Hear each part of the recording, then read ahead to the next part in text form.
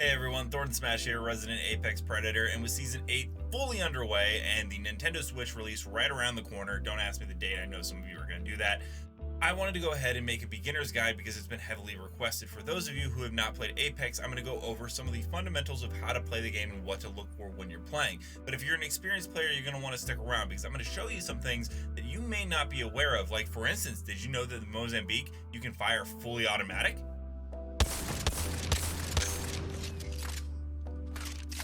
Oh, you were aware of that? Well, did you know that with the Sentinel sniper rifle, you only need one shield cell if you're using a gold body shield? Notice in the bottom right how it says 2 shield cells required? Well, boom, just one.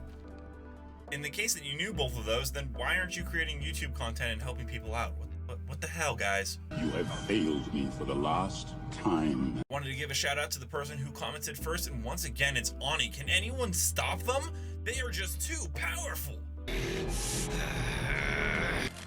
It's over 9,000! Now, the first thing to know with Apex Legends is that there are 16 unique characters from which you can choose to be as your main player, or you can go ahead and switch throughout them. Now, there are 6 characters that come in the base game, and those are Bloodhound, Gibraltar, Lifeline, Pathfinder, Wraith, and Bangalore. Those come in the base game, you can play them right away. There are some other legends that you need to unlock, but you don't need to pay to unlock them, and I'll go over that in a second. Those legends are Caustic, Mirage, Octane, Watson, Crypto, Fuse, Horizon, Rampart, Loba, and Revenant. As you can see in the top right corner, there are legend tokens, the red ones, and you get those every single time you level up in the game.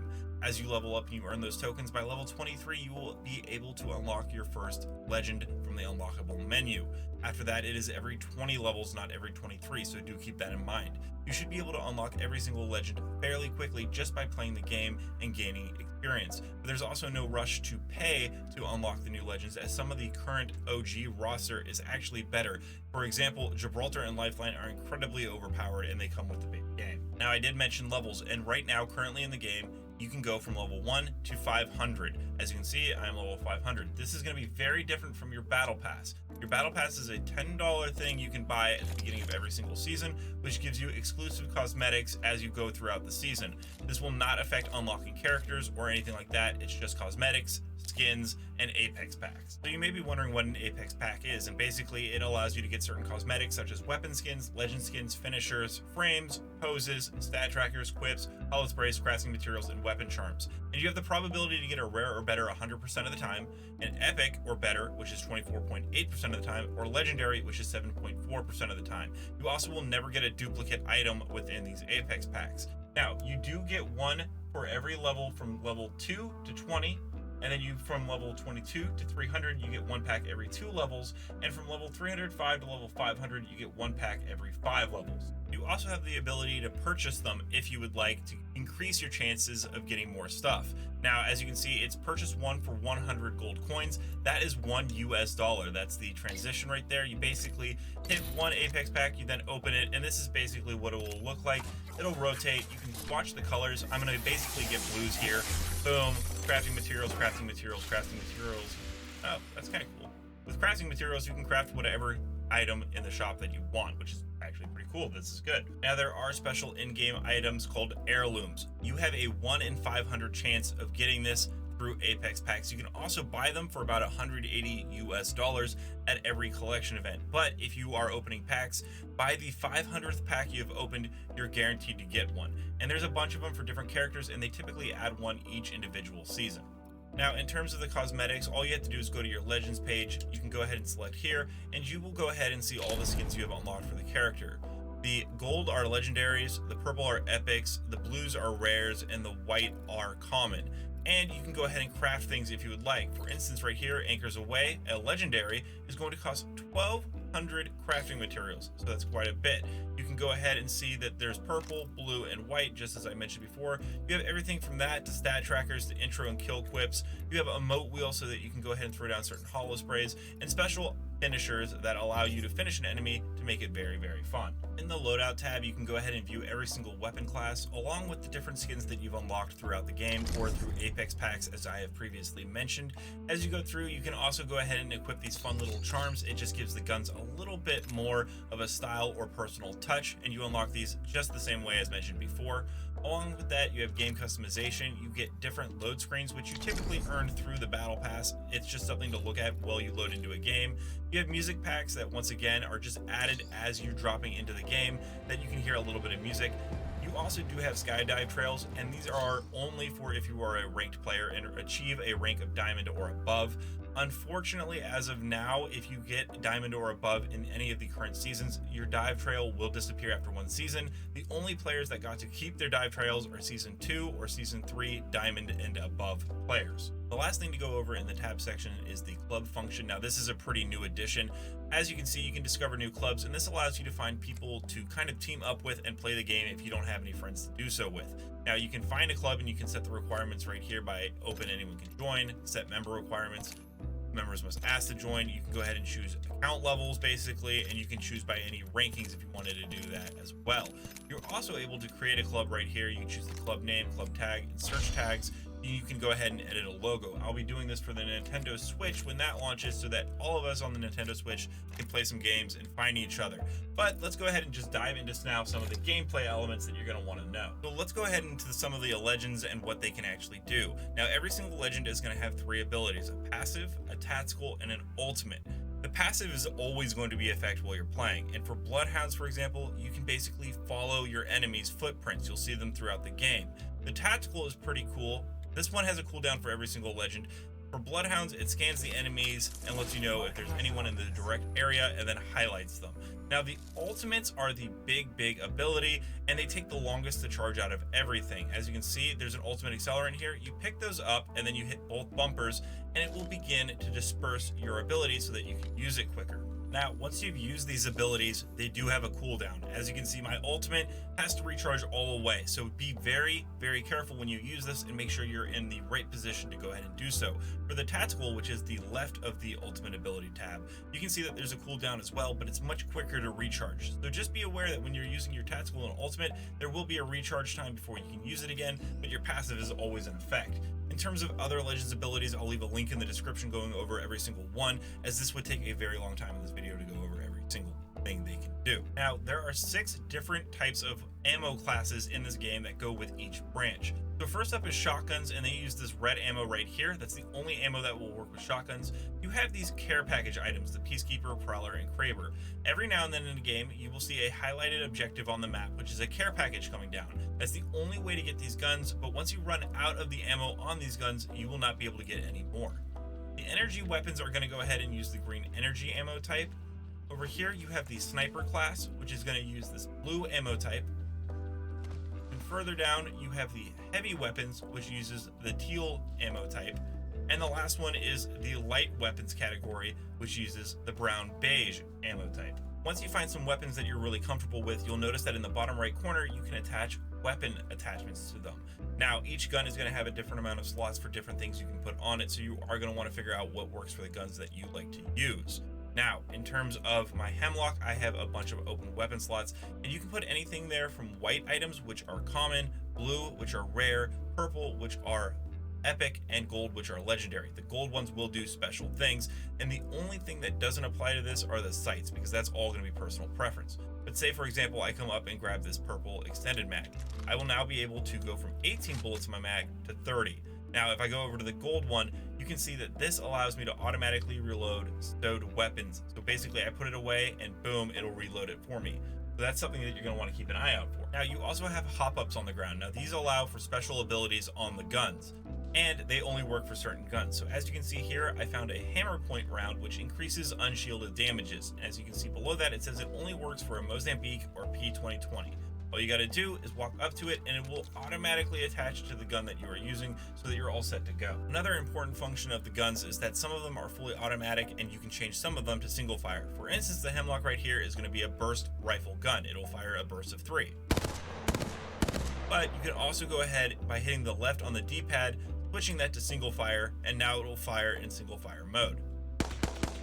Another important thing to know in this game is that there is bullet drop. Heavy weapons tend to have less bullet drop than the light counterpart, and same with the energy. However, with snipers, you're going to want to get mastering of that bullet drop, as you will probably be taking shots far away. And the way to do this is you look down the scope. As you can see, it says it's about 198 meters. I'm going to back up to about 200.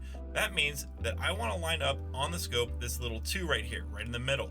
I will then go ahead and place that where I want my sniper shot to be taken. Boom, headshot, center. Same works for if they're 300, 400, 500 meters away. You just simply line up those arrows and those numbers, and then you basically take the shot. Now, in terms of equipment that you're going to want to put on your legend, there are a couple different body shield choices. There is a white shield, which only absorbs 50 damage, a blue shield, which absorbs 75, a purple, which absorbs 100, and then a red one, which absorbs 125 when it's fully evolved, and I'll go over that in a second. Along with that, you have your gold, which allows you to go ahead and use syringes and everything and double the amount of heals that you would normally get. Now, about that evolving shield. Basically, throughout the game, this is a new function of Apex Legends. The more damage you do, the shield will upgrade itself. So if you shoot some enemies, I won't show they're there because it's not an actual enemy, your white shield will evolve to blue. Then it will evolve to purple, and then it will finally evolve to red. So it's in your best interest to make sure you do a ton of damage to get the best shields possible. And you can find shields up to blue and purple throughout the map, and it will require less time to get it to that red shield. Along with that, you also have your helmets, which are white, blue, purple, and gold. Once again, there is no red helmet.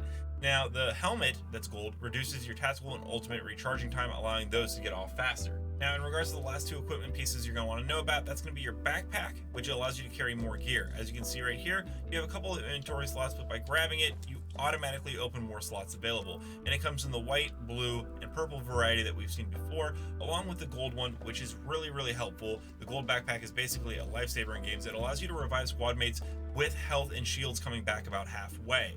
Along with that, you have knockdown shields, and I'll go over that right now. Now, those knockdown shields, basically, if you get knocked, it allows you to basically put up a shield to protect yourself. The white one is basic, only allows max 200 damage to take. The blue is 450, the purple is 750, and the gold is basically the same shields as the purple, but you get this really cool function. I'll go ahead and blow myself up with a grenade right here. That didn't work, so I'm just way too powerful. The game realizes that I'm OP. We're gonna go over grenades in just a second, just to let you guys know. Boom, I'm dead. Now with the gold one, you can hold to self-revive, meaning that if you're downed, you can bring yourself back, which is incredibly useful. In terms of heals, you have 5 different options. You have shield cells and syringes being the smallest. They're the quickest to use, and you can stack more of them in your inventory, but you can only bring back about a quarter of the damage you've taken with them. With the shield batteries and the med kits, they take longer to use, but they will go ahead and heal that individual shield or individual health all the way to max. Now, the Phoenix kit is the longest to use out of everything. It's a 10-second use time, but it will fully restore both your health and shield. So if you're in a pinch and you're taking a lot of damage, that might be what you want to use. There are also 3 grenade types in the game as of right now. You have an arc star, a frag grenade, and a thermite. Now, the arc star, as you can see right here, looks pretty much like a little shuriken. You basically throw it, but it will stick to the enemy and stick to walls. You basically throw it, it's on them, boom, it will then explode, doing a ton of damage. Frags are really good. It works basically like any other frag grenade in the game. It will bounce off things, boom, just like that, and then explode after a couple of seconds. You cannot cook things. I just wanted to let you guys know that. Now, the thermite is great for escapes, or if you really just want to do punishment, it basically lays down a field of fire and will slowly burn them to death if they don't get away. Now, when you're playing the game, there are a couple different modes you can do. You can do firing range, which I was just doing. You can do trios, duos, or ranked. And you can also do training, which will give you a full walkthrough on some of the things you can find. Now, with finding teammates, you're going to want to go into this little tab right here. You do have the ability to mess with some of your settings right here, so you can set it so that only people you invite join your party. Last squad, you can allow invites, crossplay, invites, display, all that fun stuff. And if you have friends currently added on your system, you just go ahead and hit invite, or you can hit X to join, depending on your console. Now, to find friends on other systems, you simply hit this button right here. And when you do that, you're going to go ahead and type in a friend's name. Once you've typed that name in, you simply search it. You hit this button right here to search that, and it will go ahead and give you a list of that username and what system they're on. As you can see, this is PC, that one's Xbox, this one's PS4. You'll basically be able to find any friend on any console, and then you simply click it and it will send a friend request to them. Once you've done all that, you just simply ready up and it'll go ahead and start locking you into a game. It'll give you this little check mark to let you know what's going on. As you can see here, it's matchmaking, and it will be dependent on your queue size when you're ready to get into the game. Now, once you're in this mode, you can go ahead and do to the character selection screen. Go ahead and pick your legend. The first person that picks the character will be given that character. You cannot pick the same one, so if they choose your character, you'll need need to pick another character. Good thing to note is that the last person to pick their character is going to be the jump master. If no one picks their character, it will go ahead and just be the last person that was up in the lineup. Now, once you're in the game, you will be jump master, and there are some tips and tricks to go further in your jumps. So, as you can see, I'm jump master. I'm going to go ahead and aim for this area right here, which is pretty far away. As you dive, you will go ahead and notice that there's a speed on the left and an altitude. When your speed gets down to about 125, you dive down and you pull back up. This will go ahead and change the altitude so that you can go farther and longer within the game.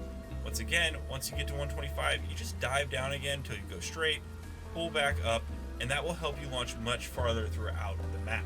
While you're falling on the map, you will notice certain places have this blue circle around it. That means that it is a hot drop and there is very, very good gear there. Now, with any battle royale, you have the entire map, and right now there are 2 maps to play on. That is Olympus and King's Canyon, with a World's Edge map that is released, but it is only doing 2 maps at a time, so expect that later throughout Season 8. Now, you will also have these drop ships that you can go ahead and land on that will also have high tier gear, but there isn't a lot of movement, and it can go ahead and shift you around the map. Now, in regards to that white ring that I mentioned, that's where you want to go within the next 1 minute and 55 seconds that's counting down on the left. Otherwise, a storm will come in and that will kill you. If you want to go ahead and know where the next ring is going to be, you can find one of these survey beacons. This is only usable by Crypto, Bloodhound, and Pathfinder. Crypto is the most efficient. All you got to do is go in your drone, fly up to it, and you basically hack it and it'll be ready to go. It will scan it, and then as you can see, now there's this green one, and that is where the next ring after the current one is going to be. Some other key things to note is on the left hand side you'll see season quests, and as you open up bins which have items in them, as you can see this is a bin right here, occasionally a little treasure pack will pop out and you simply grab that and it will go ahead and give you a comic strip once you've collected enough of them. In the top left corner are daily challenges which will give you battle pass levels if you accumulate enough of them. As you can see, they're pretty simple. Play 2 games, get 2 knockdowns, deal 500 damage, all that. And then in the bottom right is the map features, which I've gone over a little bit. You can go ahead and see that there's respawn beacons, supply ships, the hot zone, a supply drop which I mentioned, which will have those rare red guns, and the survey beacons. One quick little map feature to go over one last time is, as you can see, the ring is moving in, and if you really need to get over to the zone quick, you can find these jump towers. You simply go up to it and you ride up. Now, if you're being chased by enemies, I don't recommend this as it makes you a sitting duck. But once you go up all the way, you can go ahead and launch off of it just like this, and it gives you a nice boost to get closer and closer to the ring to avoid that damage. Now, as you can see in the top right corner, every game of Apex Legends is going to have 60 total characters in the game. You will have to whittle that down until you are the last team surviving. That comes, pretty standard with any battle royale. Something also to note is these replicators. Now, with replicators, you can go ahead and craft certain items. It'll go ahead and show you which ones and how much they cost. Along with that, you can upgrade your shield if you want and grab some ammo for the weapon you're using. To go ahead and actually get the crafting materials that you need to use it, you will simply find these icons right here. You go in, you extract it, boom, you're set to go. If you run into a situation where your teammates have been killed, you will notice that you now have to grab their banners. You will basically run over to where the character is. You will then need to grab it, and it's best to avoid doing this if they have enemies near them, as that's pretty much an easy way to get killed. But as you can see, I'm just going to run over to this guy, and as I go up, it gives me the option to grab it, and boom. Once you've grabbed their banners, you will need to go to these respawn beacons placed around the map. You simply run up to it, and then you're going to need to hold down the button to respawn them. This will bring them back into the game, and your team is ready to go and move out from here. So that's going to be my video today, guys. In the description below, I'll have some videos in regards to the weapon stats so that you can get a full breakdown on how all those work, along with legends and their abilities. You may also see that in the top corner, so that can give you some more in-depth information after you've seen this. Until next time, legends, keep slaying in the Outlands, and I'll see you out there.